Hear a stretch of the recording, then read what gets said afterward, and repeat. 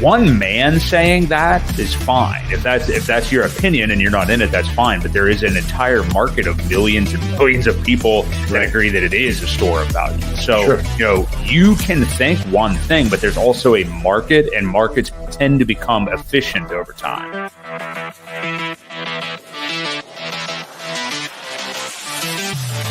We do know that you will always get paid in HEX on a daily basis. And that is truly the miracle that we call HEX, because it is trustless interest, trustless yield. Nothing will stop that contract from running.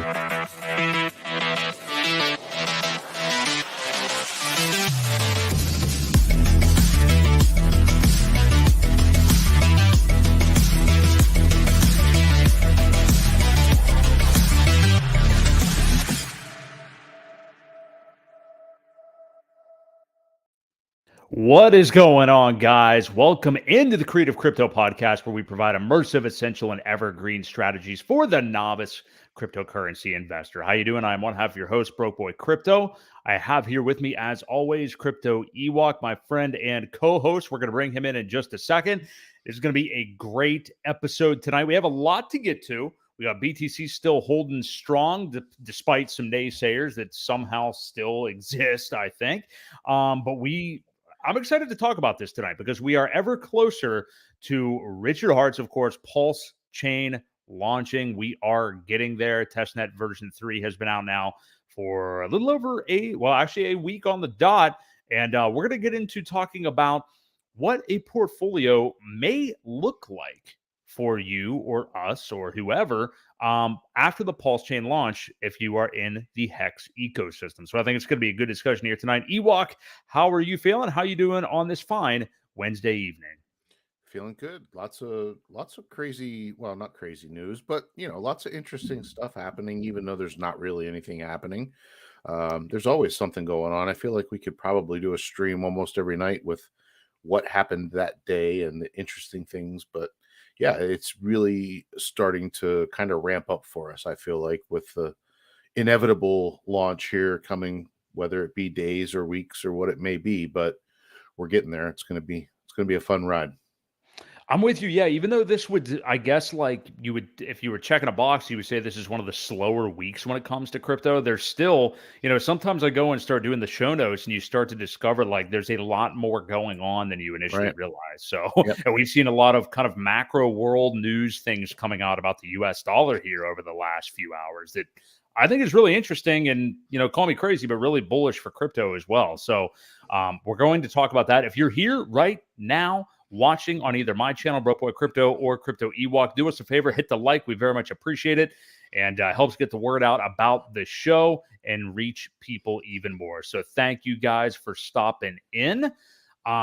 First and foremost tonight, let's kind of talk about current market conditions. And, we skipped our regular fisticuffs last week, Ewok, about where I think the market is or maybe going, where you think the market is and maybe going. I want to fight again tonight, though.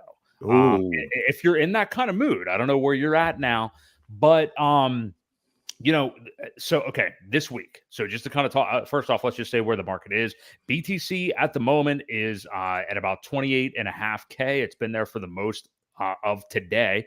ETH at right around 1,800. We have HEX on a big time pump again today. It reached almost up to 9 cents. I think I saw earlier. It's at 8.6 right now. Yep. And things are popping off today in the crypto sphere. So very, very good, as has been pretty much par for the course here in 2023. But this week, we've had, up until yesterday, actually, for the better part of last week, we did have a little bit of a drawdown, a minor dip. If you've been in this space for, I would say even 3 months, 6 months, you would, not really be shaken by the dip that we had the last few days.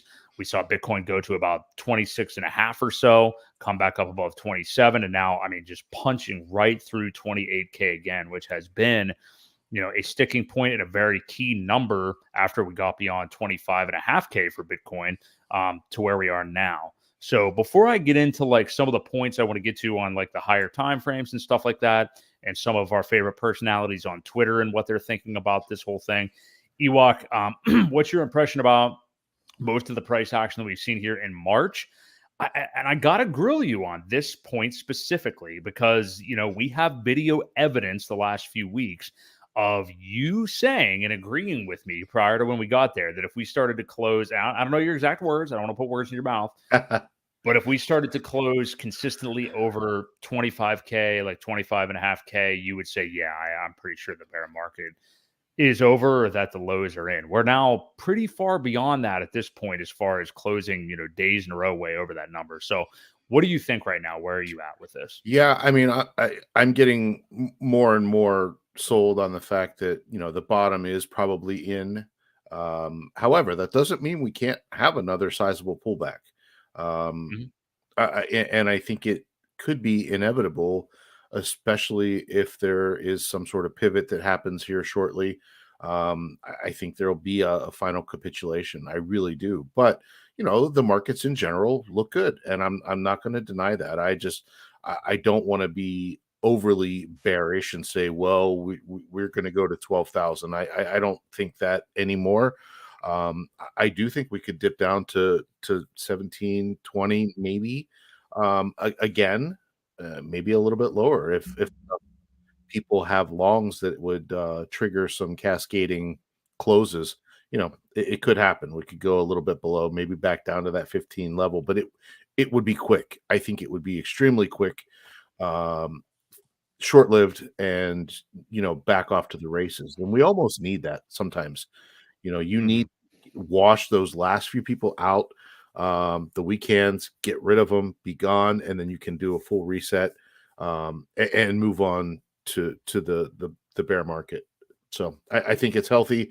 I do think we still need a retracement. However, it's looking good. I have to admit that, I think for the most part, we're out of the woods.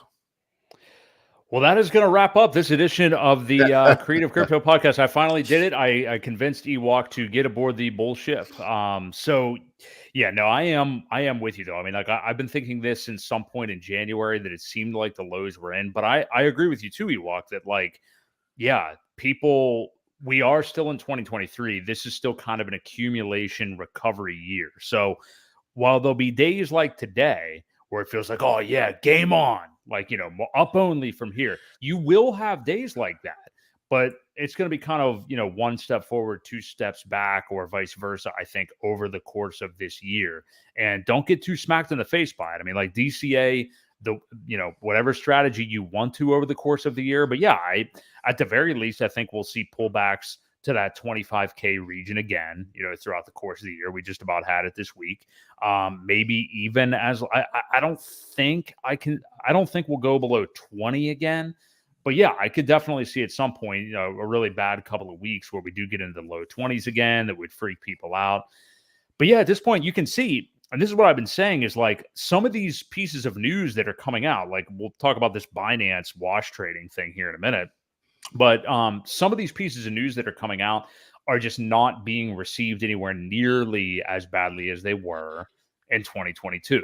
Now, Right. we don't have any FTX blow-ups happening, but we just had banks fail. We just had like 3 crypto banks, Operation Chokehold 2.0, whatever you want to call all this, SEC just setting ablaze to everything. We're having all these things happening, and we're still seeing positive price reaction. So I Well, we think that have to remember those things are good for crypto. right. Banks failing, middlemen failing are so bullish for crypto. Mhm. They don't trust them. They don't trust the banks anymore. So where are you going to put your money? Where you control it yourself? Well, the only place you can really do that is crypto. So I think that has been beneficial to crypto rather than anything else. It's not bearish for us. Yeah, I mean, for the people that lost money and were way over invested and not paying attention to that FDIC, there's only $250,000 worth of insurance.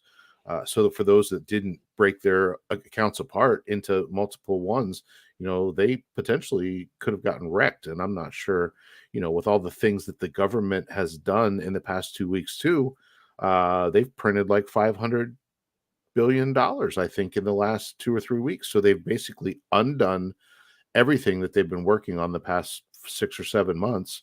And it's printing money. So that's another bullish thing. When they print money, it is very bullish for crypto. So a couple of things that are kind of looking like the world is kind of burning, but it's good for crypto. It's Yeah. been weird. Well, I agree with you 100%, but I think the same thing could be said about, if FTX always had what it had going on, it was also good that that happened to wash that out as well. I Sure. guess what I'm saying is like, yeah, I agree with you that these are all long-term bullish for crypto. It's just that the market's short-term, which has always really been meaningless, but the market's short-term reaction is not as extreme really to either side, I don't think, Right. as it was towards the end of 2022. But I'm with you 100%. Yeah. I mean, we are seeing, I think we're at a really interesting pivotal point right now because we've been seeing what's going on with these banks the last couple of weeks. You just mentioned it. I think we agree that we're on the verge of the Fed pivoting. Basically, I don't think we see anything worse. We talked about this last week than one more 25-point rate hike in May. I think that's pretty much as bad as it gets at this point, if not a pause at that time. And that usually have like some kind of a drawdown of the markets at that point. But then it's off to the races. Like you said, they're already printing money again. They just can't help themselves. This is just the way that it is going to go. And this is why Bitcoin and crypto was invented. This is why it's here. And this is why we're seeing this kind of price action right now on this asset class when everything else is garbage, and then look at the news that we saw today. You and I were just sharing it with each other, like some of these big countries no longer dealing in USD. Yep. Nobody wants to touch the dollar right now. No. And it's bullish for crypto. So yeah, let me know what else do you think about that? And what did you make of some of this news between, China and Brazil and their dealings, and then the actually bigger one really from earlier today that you sent over to me. China and Russia and other countries as well. They're settling oil payments in, I don't know if it was the yen or whatever it was, but not the yen. I don't remember the yuan or whatever. Yeah, maybe it was whatever their Chinese currency is. But yeah, they're not using US dollar for a lot of things between the countries to settle their own payments. So it's going to be interesting. Yeah. And again, I think all bullish for crypto. So, I mean, there's just so many things pointing to this right now. And I heard a really interesting interview today. I sent it over to you. I don't know if you got a chance to listen to it. I didn't. But yeah, so I'm not a fan really of Bankless. I mean, in the podcast, in the grand scheme of things, if people are talking crypto, obviously, as far as finance, kind of like it. But those guys aren't exactly my go-to by any stretch of the imagination. But there was a good interview today between the guy that wears glasses that doesn't cry on Bankless and Mark Emmer, Representative Emmer from or Tom Emmer. Why do I do that? Tom Emmer from Minnesota. Who's been like, the bastion of crypto basically within Congress. He's the majority whip for the Republican Party, which is good to know. And man, I'm always skeptical of politicians, no matter what, no matter how good they sound. But Emmer has just done a lot. I know you didn't hear it yet, but Emmer has just he seems to understand crypto. He seems to really understand it. I heard him talk for about 45 minutes on that podcast today. Check it out, Bankless on Spotify or wherever you listen to your podcast. But I really enjoyed the conversation, and it really gave me faith that, it seems like he really is going to war over this. And he was extremely critical of Elizabeth Warren. Yeah. And, some of these old heads that don't understand what's going on here. He was extremely critical of FedNow. He called it a surveillance tool, all of these things. And I don't know where it's going to go, but there's a lot of things hanging up in the judicial system. And he seemed to feel like, the results were going to be on the side of crypto. So I have to ask, since I didn't see it, did he happen to touch anything on the new bill that's trying to pass, the TikTok law? No, they did not talk about that. Because I don't know if you've looked into that at all, but there's more than just about TikTok, unfortunately. Oh, yeah, I think I did see this. There are a lot of statements in there about payments and how they want to classify payments. So it's very broad. Um, and it just kind of gives them a lot of control over what kind of payments can be made. It also gives them regulations on people using VPNs to access certain sites. So if you use a VPN and you go to a site that they don't permit, there's a quite hefty fine and possibly even jail time. There you So go. there's a You hear that? lot No of more streaming out of market basketball games. yep. So You I guys got to mean, stop. you're gonna have to.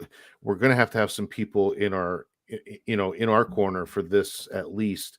I hope he's one of them.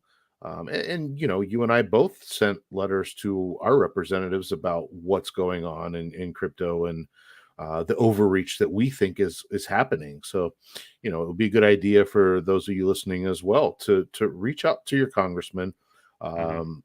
and just let them know that you are a fan of crypto and you hope that they are as well. It could fix a lot of things that are kind of broken with the monetary system right now. Although, the government can't get their piece of the pie as easily. Obviously, we don't ever recommend not paying taxes, but if it were done Pay as correctly, little. Yeah. well, yeah, I mean, if it's done correctly, they'll still get their fair share. So, Yeah. you know, just anyway, I just didn't know if you had looked at the TikTok law that was trying to get passed. Usually, when they throw a 45 or 50-page bill into it, half of it gets chewed up, thrown away, and spit out. They try and get as much as they can out of one bill that has nothing to do with TikTok, really. Right. Yeah. So, Yeah. That is usually the way those things go. And yeah, there's definitely an assault against crypto right now. There's more coming down the pike as well that the SEC is going to try to do. They want to have their fingers on everything, and the definitions of many things are very ambiguous.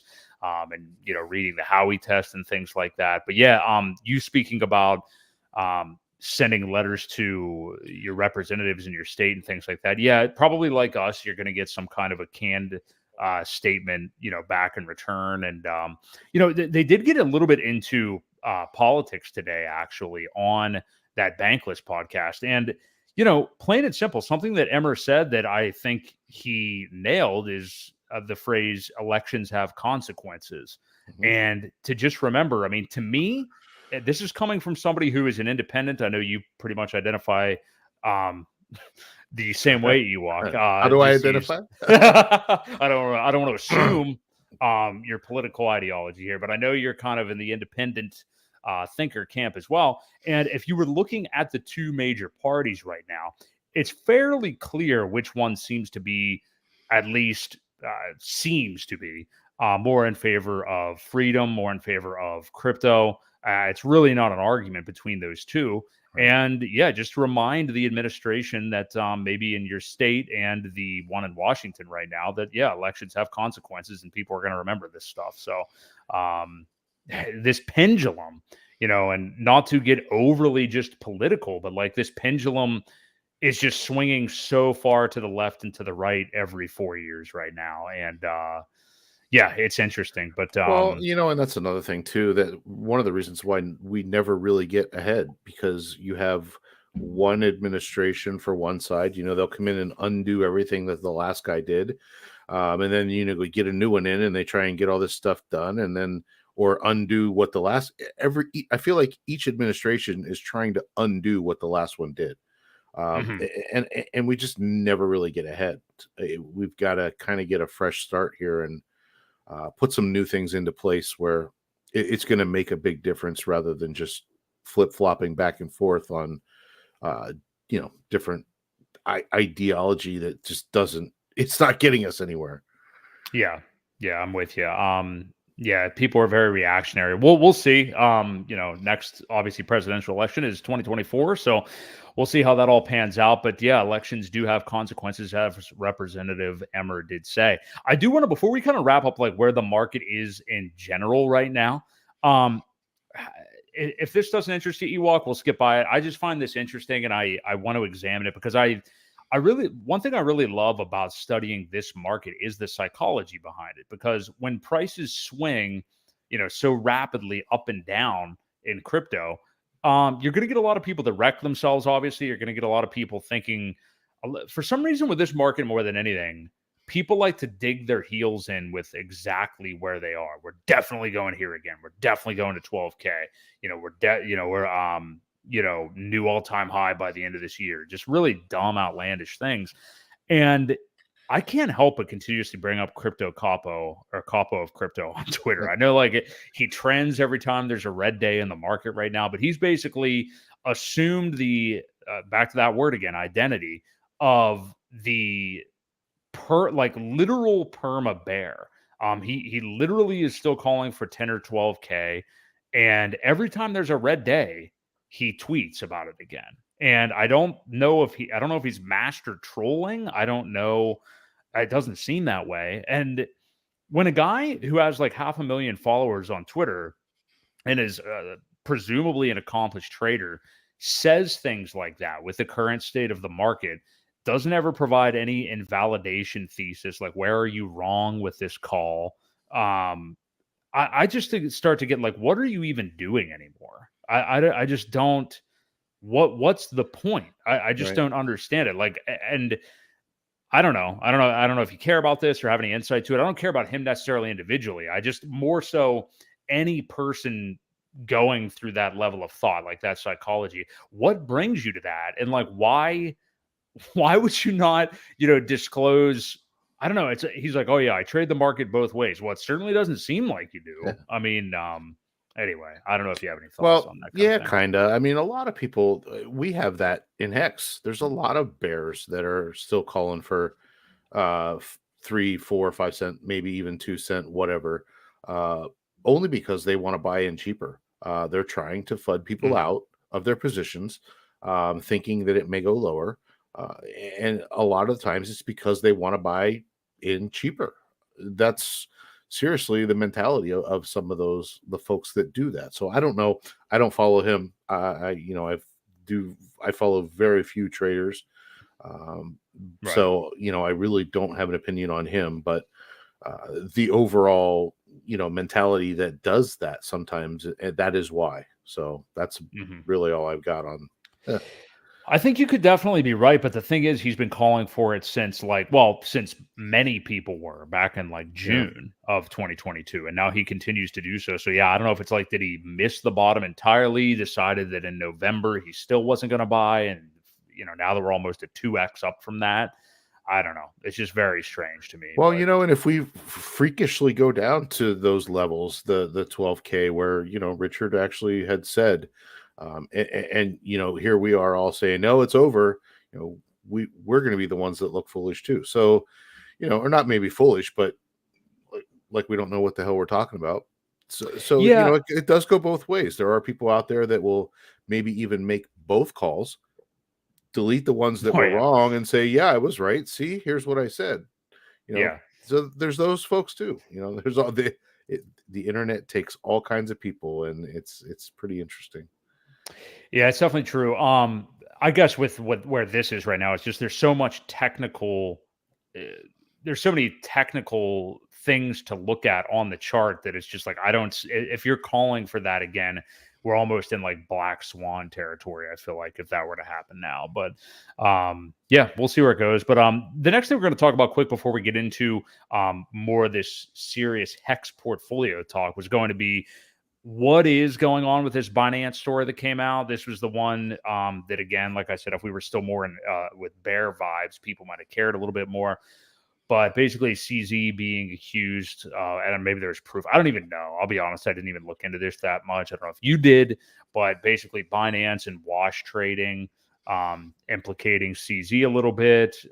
Seems like there's Binance FUD here and there that just will never go Yeah. away, and CZ's kind of the Teflon Don of crypto. So, what do you think here? Well, they're one of the large exchanges that still exist and operate, so they feel like maybe they should be punished too, or get caught for some of the things that they're doing.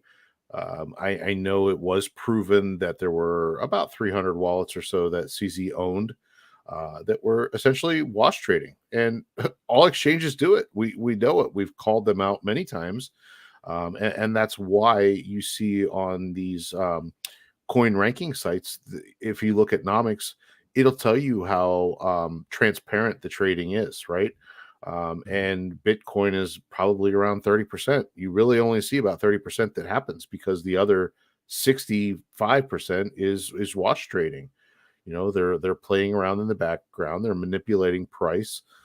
There's a lot of them that have a button that will hunt out and liquidate short and long sellers. It's known. So I don't see how that many people were surprised about it or taken aback. And I think that's why it really didn't affect the markets, because everybody just seems to be okay with it. And that's another reason why we push decentralized trading and Uniswap and things like that, where it's all on chain and there's no denying or trying to hide what just happened trade wise. You can see it. I think HEX is 94% transparent. So Yeah. pretty damn good. There's not a lot that can go on behind the scenes. So yeah, I don't think people were, again, everyone's used to it. Unfortunately, that's the way it is, and probably will continue to be. Yeah, yeah, I'm with you there. But yeah, good to see overall as we do look at the market. I mean, things are looking pretty positive. We're about to run into April here, of course. And macro wise, I mean, other than anything that could come up between now and then, we're really just waiting for the next FOMC meeting and CPI print. If anybody cares about it anymore by that point, to see where inflation is and where they're going to go in terms of rate hikes. So money is being printed. So I think the battle for inflation hedging is over as far as the Fed goes. So let's turn our attention to the main event now tonight. So PulseChain, obviously. And hey, guys, if you are here and in the chat and enjoying, please do hit the like. Hit up the chat as well. If you have any questions or comments about the main topic here tonight, let us know. We'd love to answer them for you and give our thoughts.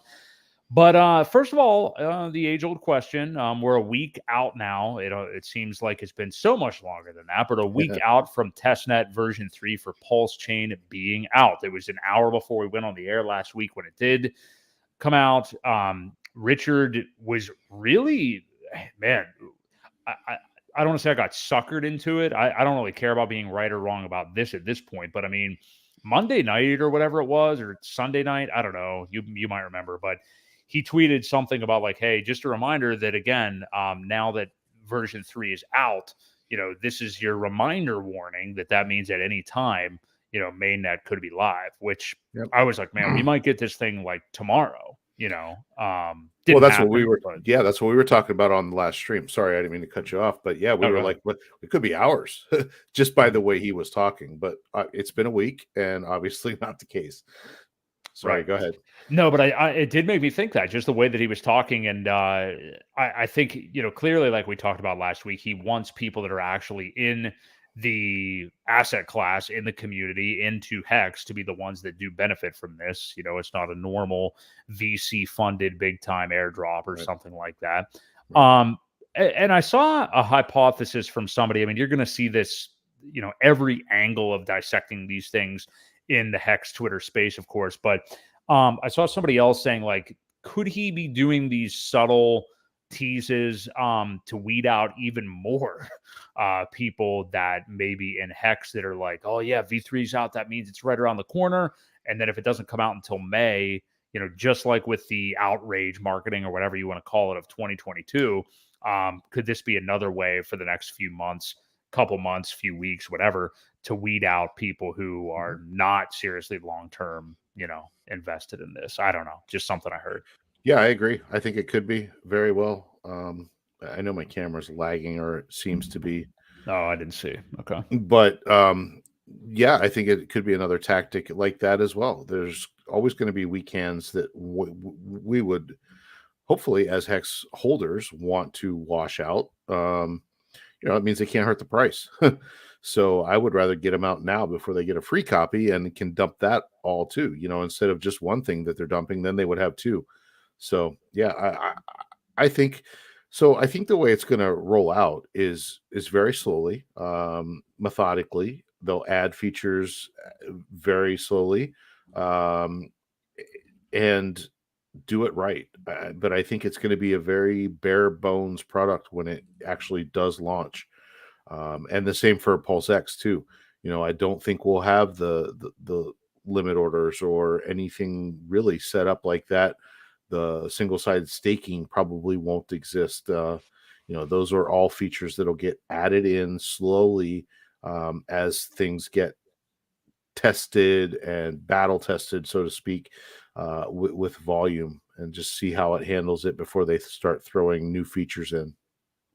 I just saw a tweet about that as you mentioned it just a few minutes ago. Yeah, that these things are going to be released, especially PulseX, I think.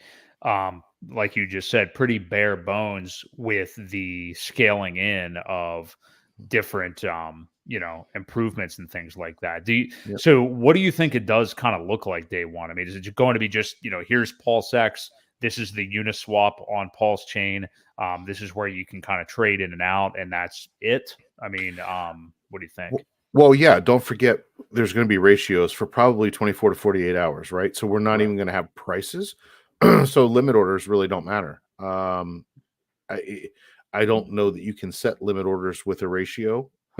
So again, that doesn't matter. There's a lot of features that aren't important.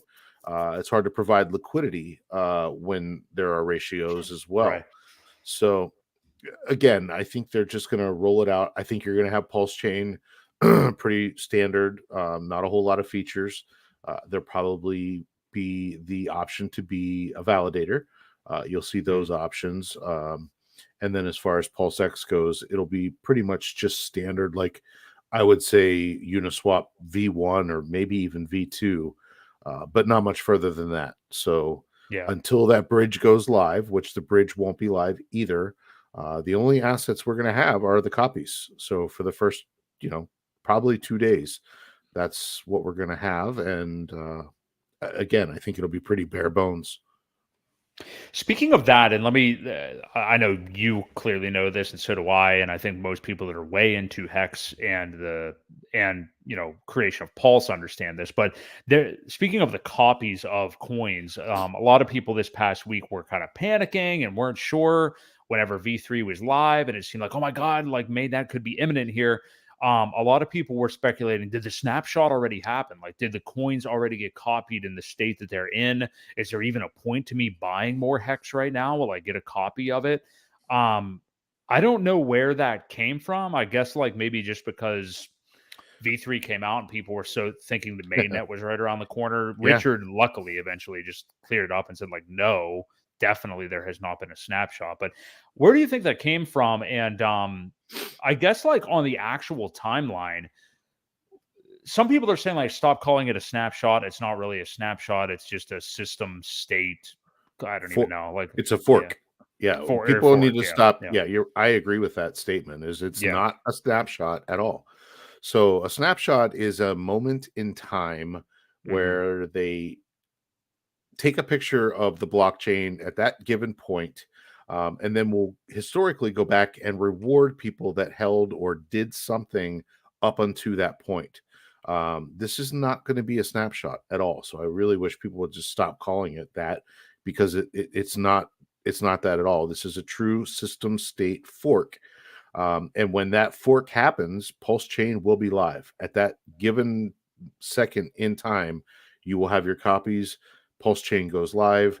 Everything that is released is there and ready to go. So snapshot is really not the correct terminology at all. Makes a lot of sense. Yeah, I agree with you. Yeah, because snapshot does indicate that, again, it's a moment in time and you better have made sure you did this or that or the other thing. You don't really have to make sure you do anything other than what you should already be doing, which is having your tokens in, your own wallet that you control the keys to. And as long as you do that, whenever the fork actually happens, then it will all be over there. So something else, though, I think people heard V3, and that's what caused a lot of the dumping. They thought that was the real thing. So they went and sold, thinking they maybe had a copy or that was a snapshot. And they got their free copy, and that's all they wanted. And then they sold their HEX on this side, on the ETH side. So I really think that misunderstanding or just being uneducated on what's really happening caused a little bit of that sell down pressure that we saw from 12 cents down to about 7 or so. I think that kind of triggered some of it. Yeah, I think you're probably right.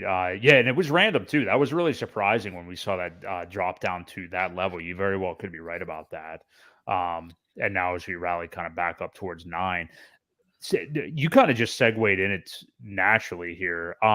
Do you think that that drop down to about 7 cents?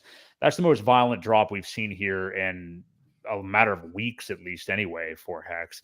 Do you think we've kind of maybe created a new floor around that area? I'm not asking you to guarantee we don't go below a certain amount again, because again, we also don't know exactly what will happen with the Ethereum version of Hex price Right. upon PulseChain launch. I mean, we're going to see some interesting things, but at least on like a lower time frame here and pre-launch, do you think 7 might be kind of the new floor for us here for Hex? Well, yeah, kind of. I think so as a natural floor. However, the one thing that we do have to keep in mind when this goes live, or if there's any kind of indication that it's about to, there could be people pulling liquidity. So keep in mind that the liquidity pools, if they're left in when the fork happens, the fixer bot is going to eat all that up, right? So you're not going to get a copy of your liquidity over on the other side. I really don't think. So people are going to be pulling their liquidity so that they do get a copy. When that happens, it's going to make trading extremely volatile. So Yeah, there could be very, very, very little liquidity. And then if some big holder happens to dump, not knowing what's going on at that time, you could see a massive, massive drop. So, you know, I hate to say we've hit a floor because you just don't know what could happen in that scenario. Um, and I hope that's kind of why we don't get a warning because I don't yeah, want all the liquidity to get pulled. Then you've got people out there talking and say, see, I told you it was a rug pull. Here it is. Richard's taking all your money. There it goes. It's right. gone. Poof. And that's not the case at all. So again, I hope there's nothing like that. I just kind of hope it happens and um, we move on. But there is a possibility that if there is some sort of warning or secret knowledge of something where liquidity does get pulled, things could be extremely volatile there for a short bit of time until the fork happens, and then it probably goes right back in. So just keep in mind, when we say a floor, you never really know, especially in this scenario. Yeah, this is a really unique scenario, obviously, with Pulse Chain coming. But yeah, I am with you there. Yeah, we both pretty much think that there's no way Richard will announce that it's happening at this point. I mean, I think really at this point we're looking at like you wake up, especially with what he's done. I mean, he's like every few days basically saying like, hey, reminder, this could be launching at any time. So at this point, if you're not aware of that and don't have your ducks in a row for wherever you want to be in this market right now, it's kind of going to be on you. And I think it's best that it does just launch, the fork occurs, and we're there. And just like you said too, it's very important to avoid any kind of like price manipulation or overreaction leading up to it. So yeah, I'm with you there. I just want to answer Solomon here. It says I tried connecting my wallet to Pulse X, got strange message. Solomon, are you making sure that you are on the V3 side? Because I know V2B is probably going to be going away soon. Um, Yeah. make sure you're on the right network. And if you are having an issue, they could be fixing something as well. I know there was some issues with gas fees not going through, transactions not going through properly because the gas was not correct. Um, if you have any issues with that, just try, speeding up the transaction or resetting it will help it. I've heard a couple different fixes, but they are addressing it and it should be fixed soon. But again, this is test net. So if you got a strange message, it's hard to say what it was. And that's another good segue because I wanted to talk a little bit about what you are seeing Ewok with testnet v3. I'm not sure how much you've gone in and played around with it, but obviously people are doing so. And yeah, I know that there's been a lot of, maybe not, I don't want to say a lot of issues, but there's been a lot of things that are missing, not operating correctly, that have been tweaked and things like that. That's really what the testnet obviously is for. But what do you make of what you're seeing with the test net, and what kind of actual like hard concrete work do you think really does need to be done before they would go ahead and push this through to be live, especially with what you said earlier, which I agree with, that we're probably going to get a pretty bare bones version of both of these upon launch. I'm not a developer, so I really don't Really? know how much. Yeah, really. So I don't know how much is left, or what really needs to happen. I know I've seen some metrics that things were 97, 93, 95% synced up on the one side. I know once you hit that last bit, it takes forever to finish actually syncing the lighthouse and the Aragon and all that, all the different things that are being tied into this. So I'm really not sure what else needs to be done. I did go in, played around with it, looked at the block explorer, um, did some different things with some coins, did the coin checker to make sure that it was seeing all the coins that I actually had on ETH, and I was getting a copy. The one thing I did notice is there was what was it? I think it was Icosa. The decimal place for Icosa is weird. It's a 9 decimal when most cryptos are 8. Um, and it gave me an extra decimal place. So, for example, if I had 5,000 Icosa in my wallet, it actually showed that I had 50,000. So I hope they take care of that. Otherwise, there are going to be a lot of extra coins that, potentially, now I don't know how that works, but, if the decimal place is off, can you spend those extra coins? I would hope not. But, I'm sure it needs to be addressed. And I did mention it to Alex and let him know. So if he can have an inside track to any of the developers, hopefully they get that fixed. Cool. Well, yeah. So there's been a lot of playing around with the testnet v3 over the course of the last week, but yeah, it could happen at any time, folks. So get your stuff where you want it to be, and we will see when this thing comes out. I mean, I don't know, man. I mean, like most people have been saying May for a while. I mean, already. I mean, most people have been saying a lot of things for the better part of a year, but a lot of people were saying V3 in March. Mainnet in May. So far, they've got one of those two things right. So we'll kind of see how that goes. What do you think, Ewok, about like, is there any chance that we don't see mainnet until like the fall of this year at this point? I mean, do you think there's any way? Because I, a little bird told me that Richard might be timing the market here, and it would just make sense. I mean, hey, we think the Fed's going to pivot. May happens to be the next FOMC meeting. Things are lining up. I mean, we're right there. I think he's, got his finger on, well, maybe I shouldn't make that reference right now, but I think he's there ready to go. And, I could definitely see him. I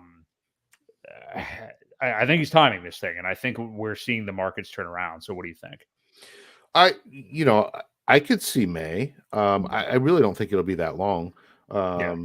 Just because of the last few warnings we've gotten, it does seem a lot closer than what that would be almost a full month away. I do think it's closer than that. So it definitely will not be in the fall, like you stated earlier. I think that if you talk about washing people out, that would definitely do it. So, but yeah, no, I think we're within weeks anyway. I don't think it'll be a full month. Okay. We So you're saying April. You're saying I in think it'll April. happen sometime in April. I do. Okay. All right, cool. Well, we shall see. Definitely optimistic. So, if you guys are here and enjoying the show, hit the like. We very much appreciate it. And we're going to cover the main topic right now. And this really interested me today. I actually didn't even think about this at first, but I started thinking about it. And a lot of people, there's a lot of game theory around what people want to do when PulseChain obviously goes live. Many people are obviously in HEX right now. If you're sleeping under a rock, the main thing that we would do is say to buy, would buy HEX to make sure that we get the copy prior to PulseChain launch. Sometimes people ask the question, should I just have dry powder on the side to try to accumulate PulseX and or PulseChain, the token?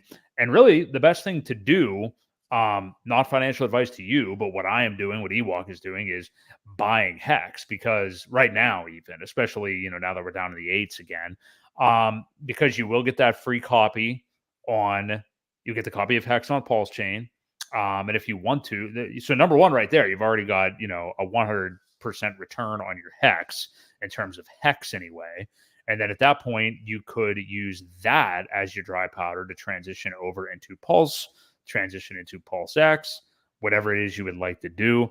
And don't forget, Ewok has brought this up many times. If you happen to hold other tokens as well that are ERC20 tokens on Ethereum, you're going to get that copy as well. We don't know if at all, they will hold any value once they get to Pulse, or for how long. But remember, you're going to get them too, and could possibly use them to trade into anything that you may not have yet that you want to acquire.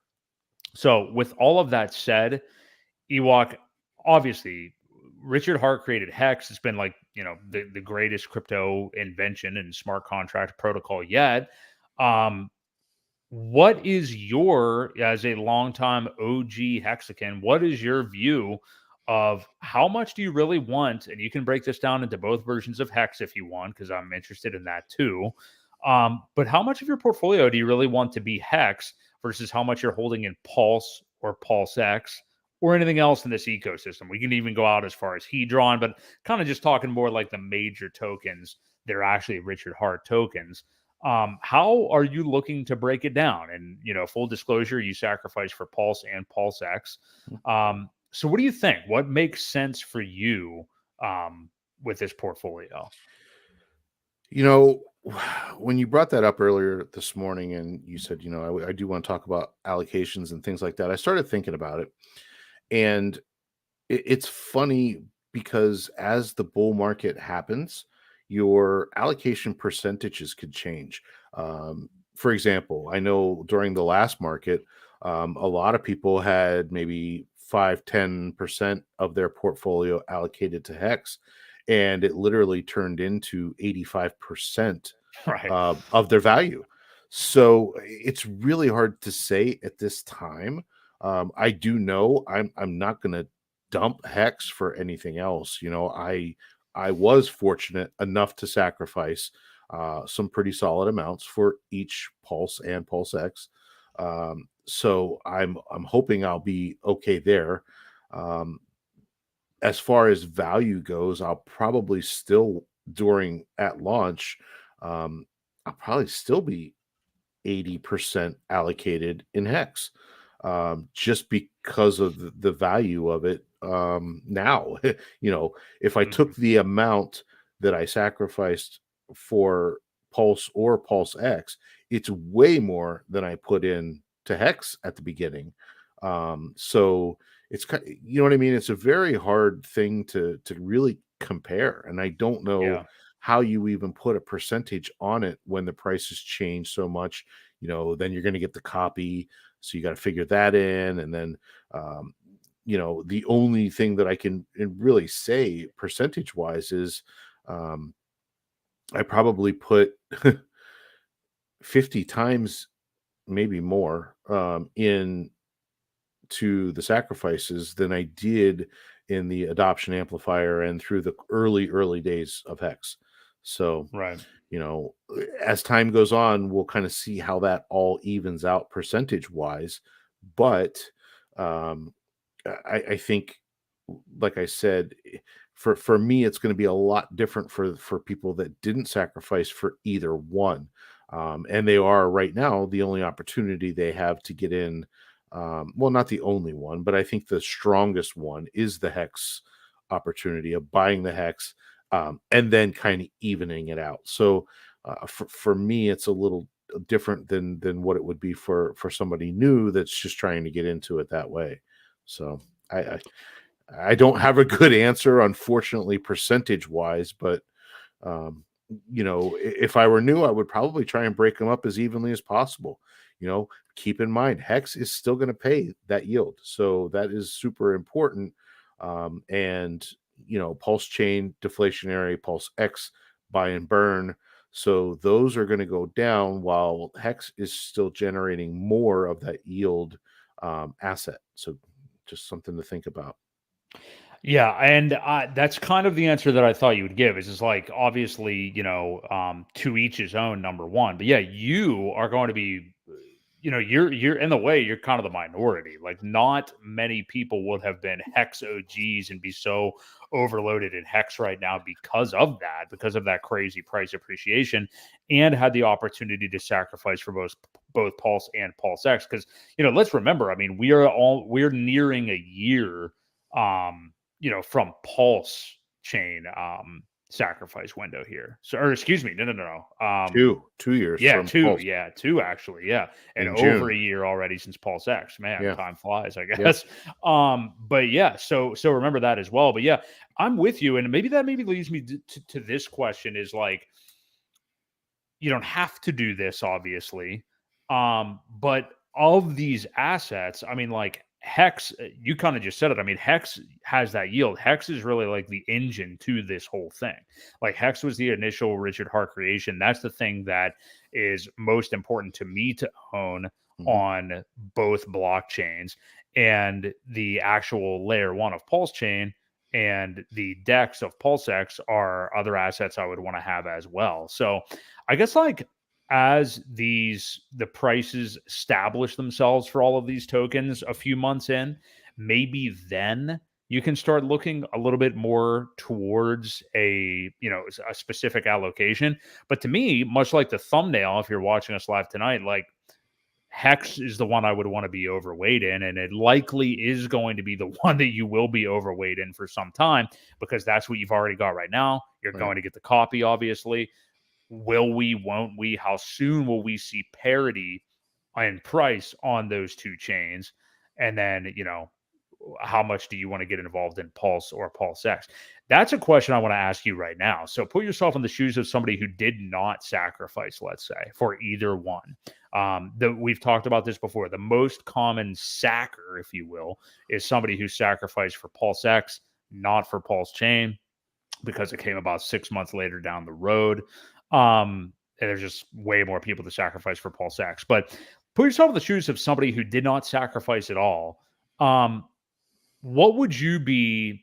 We won't talk in dollar terms, but in Hex terms anyway. And I agree with you. I wouldn't want to depart with my Hex. Like, even now, when I think of it, and we propose, like we're saying right now, buy Hex to have that copy, and then if you would like to trade that, go ahead. But then I'm going to feel like, well, I don't really want to trade my Hex. Right. It's like you want to take new money at that time and do it. But what would you, of the Hex that you'd have at the time, I guess, what percentages or how much of a percentage would you want to get out of and buy some Pulse and PulseX once the dust has settled a little bit, the first couple of days, and the ratio trading has died down? What percentage would you think comfortable of ditching out on Hex to acquire these two tokens? I think I would probably stay 60, 20, 20. 60% Hex, 20% Pulse, 20% PulseX. That's about as evenly rounded as I could probably guess. And maybe even go 80, 10, 10, and then pull that other 10 and 10 in later to equal out some, to get some dry powder in after the bridge is active. When you can bridge in some money, hopefully then by then, like you said, the dust may have settled by then, and you can get a decent price floor. We've talked about this before. Usually anywhere between 15 to 40 days, most new charts will find a bottom or a floor at that point. Once the dust settles anyway, you might be able to get a pretty good deal.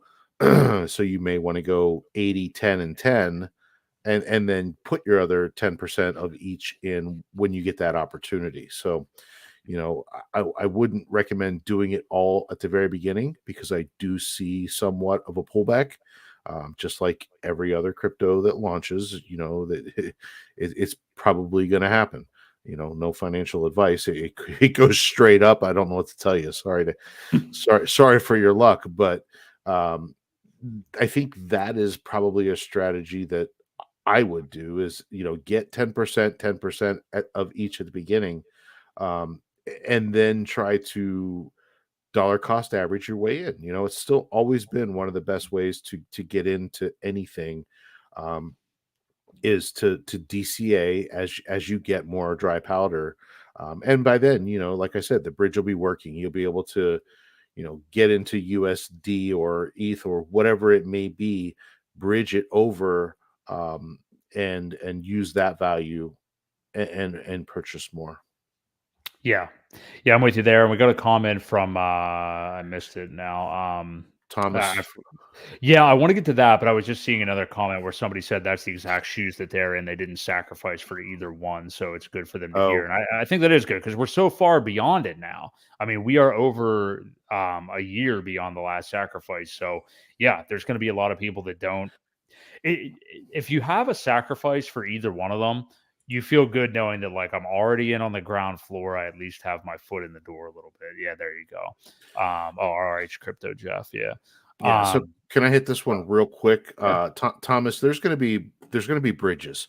So you're gonna be able to bridge in, uh, whatever it may be. A wrapped token will come out on the other side. You'll be able to trade that pair for whatever you want, and then the same thing in reverse. You're going to be able to bridge back out. Now, eventually, we're going to have on and off ramps. Hopefully, fairly soon, because we know OX Coast, that team, is working on and off ramps where you will probably be able to buy Pulse, straight up, and then do it that way, in and out.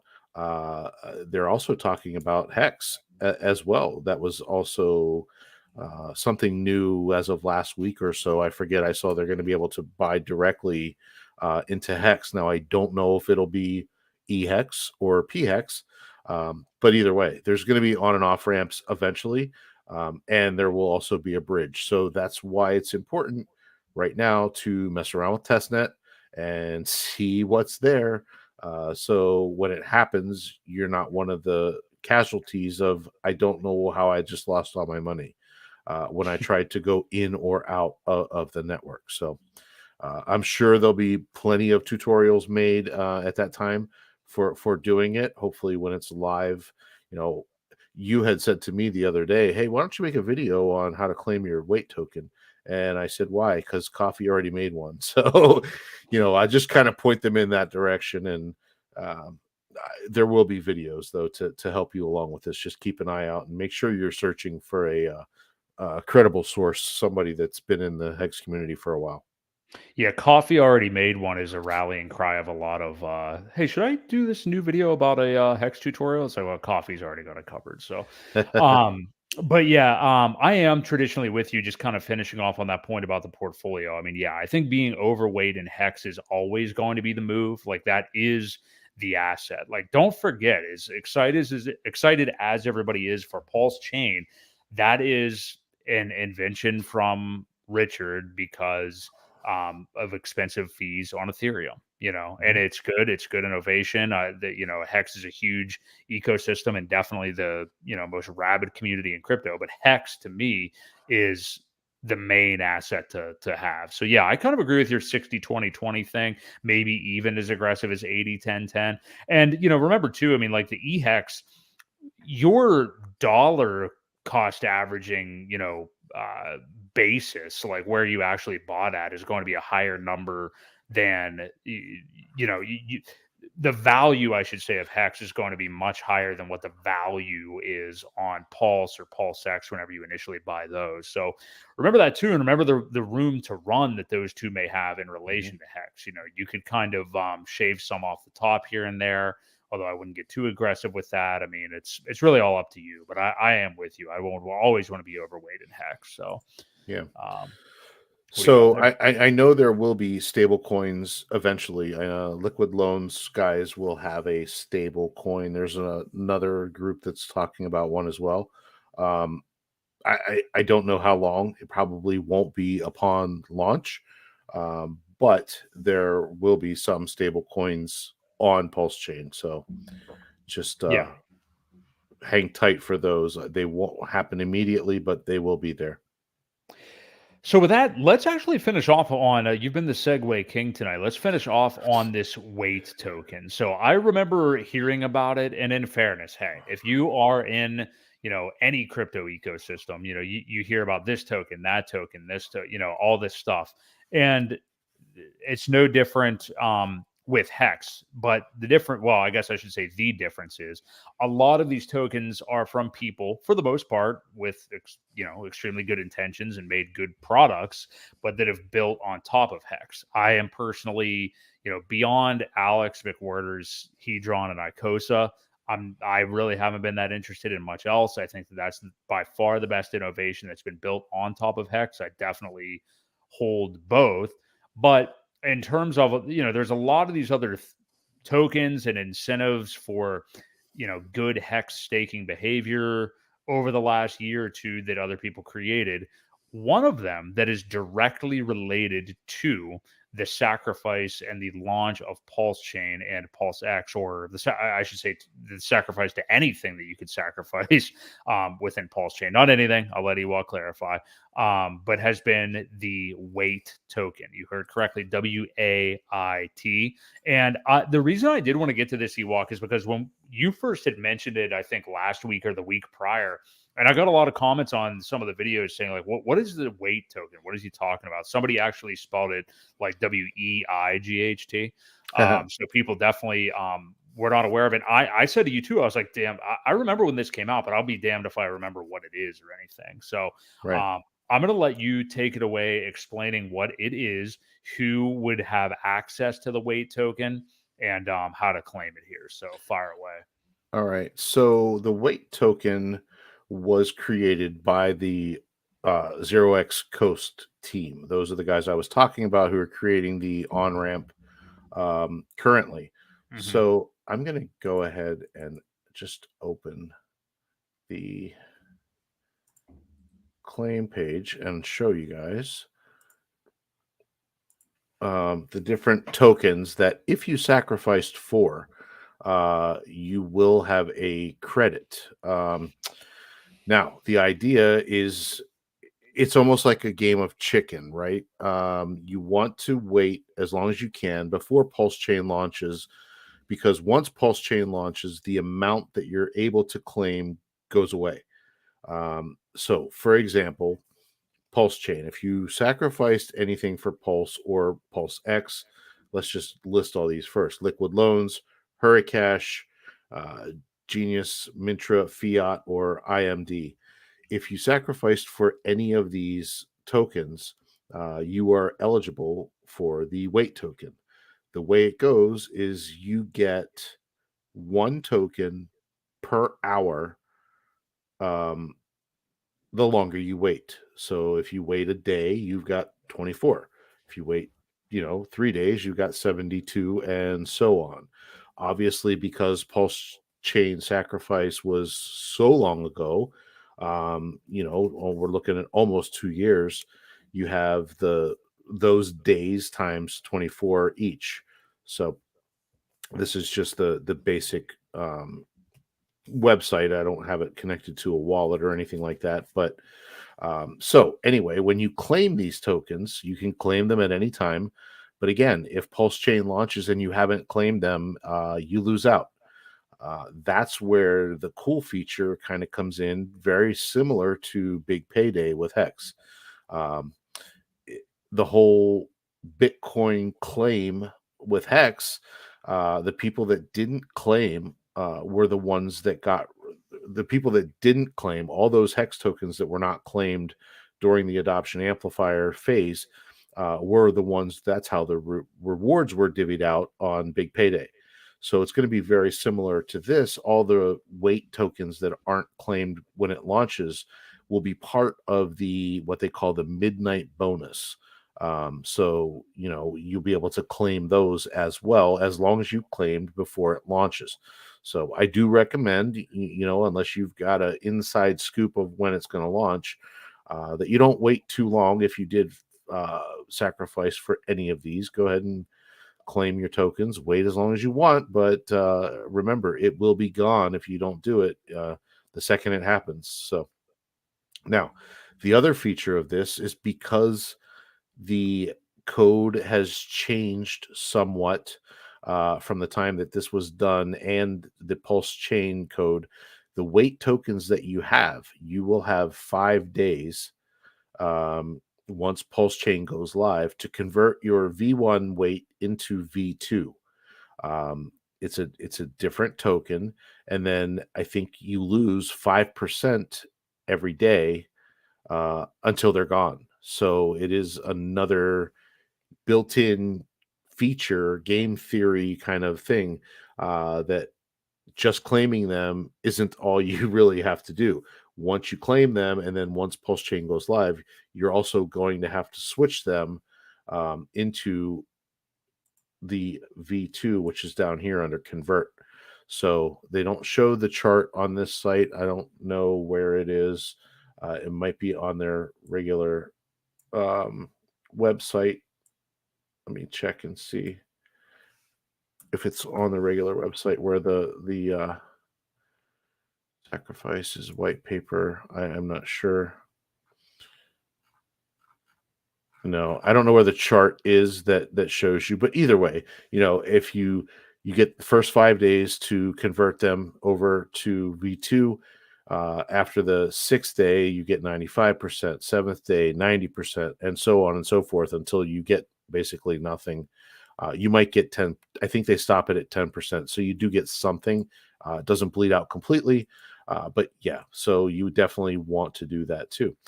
It's a free token. So Pulse Police have looked at it. There's no problems with it. It's just to read your wallet to see if you've sacrificed, and you mint your coins. Now, you do have 2 steps to claiming the tokens. So you have to approve the claim, and then you actually have to claim. So there's 2 steps to it. So again, don't wait till the last minute and run out of time because the blockchain's full and you don't feel like spending $20 or $30 to claim your free tokens. So yeah, that's about it. I mean, that's the gist of it. And I think you're muted. I am. So basically, for sacrificers, yeah, if you have sacrifice for any of those previously mentioned tokens, then that will also be there for you. And again, the weight token is one of many things. We had Communis, or however it's actually pronounced, the last couple of months. That was to reward HEX stakers. Obviously, Hedron, which I already mentioned. I mean, like if you have HEX stakes, you can claim free Hedron by the time that stake runs out as well. Yep. And buy it, of course, on the open market. So, yeah, that is the cool thing. Although, not Richard Hart inventions, there are people making really cool things built on top of HEX that, if holding HEX for the price appreciation wasn't enough, if holding HEX for the return on investment through mining wasn't enough, then all of these other little rewards for just living out the smart contract in the most optimal way are also out there for you. So, Yeah. it's hard to do wrong in this ecosystem, honestly. Yeah. So we've gotten rewarded with so many cool things, airdrops, cool things made by members. Some of them were to pull, obviously some monetary money, well, some monetary energy, I should say, in their direction. But for the most part, a lot of them have been in good faith, and rewarded people without making them sacrifice, without making them do extra things. So yeah, we've gotten some really cool airdrops along the way. It's been neat. Amen to that. So yeah, I think that's pretty much going to wrap us up for tonight. A good conversation. I'm glad we got into discussing kind of the HEX and a PulseChain portfolio for when it does eventually drop. If you guys are still here, hey, I hope you enjoyed the stream. Hit the like. We very much appreciate it. Thank you for watching tonight. We do this. If this is your first time here, We do this every single Wednesday night at 8 p.m. Eastern Standard Time. So, Yeah. Got a lot of good stuff coming up. And We're closing in on episode 50 here in a couple weeks.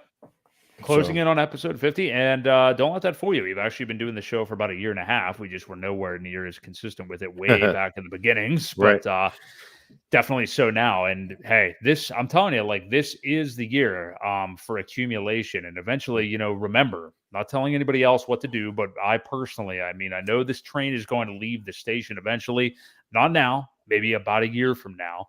And, or just better have your bags packed. That's basically it. And I do, like, basically I'm packed and just kind of adding to it, where I can. But, you got to remember too, like, you got to know when the time to strike is. And to remember too, that when we officially have flipped to being uber bullish, where there's these giant green candles and stuff like that, that's not going to be as much the time to accumulate. I mean, you certainly can on the way up, but just remember that the X's exponentially get smaller and smaller as you get towards that, apex, the top of the mountain again. So this is the year. This is the year to do it. So, Ewok, do you have any kind of final thoughts for anybody tonight? Yeah, I do. Actually, I heard Staker version 2 will probably be released this weekend. If you're a Staker app user, go ahead and kind of keep an eye out for that. I know they're rolling it out incrementally, so not everybody will get the update. If you're on Android or iPhone, the update for that app will come out hopefully this weekend. I know they've been working on it for quite some time.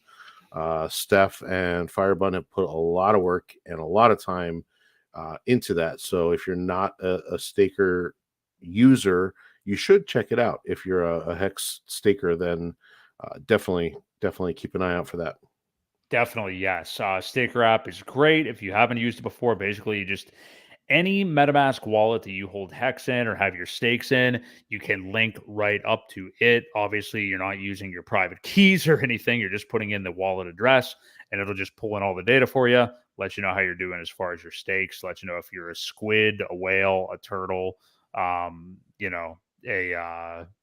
was going to make something up there, a sea mermaid. Sea lion, whatever else. Walrus. But so good stuff. Staker app update for sure. So we want to thank everybody again for watching. For Crypto Ewok, this has been Broke Boi Crypto. We'll catch you all next week right here on the Creed of Crypto podcast.